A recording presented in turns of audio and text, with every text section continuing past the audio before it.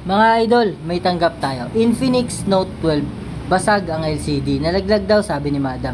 Kaya mo, Madam, i-fix natin to. Kami bahala dito. Simulan na natin to, idol. Let's go!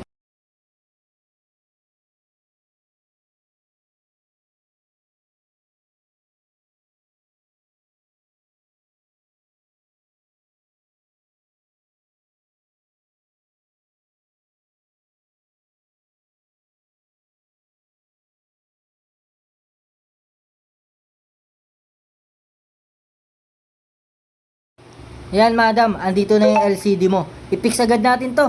Let's go!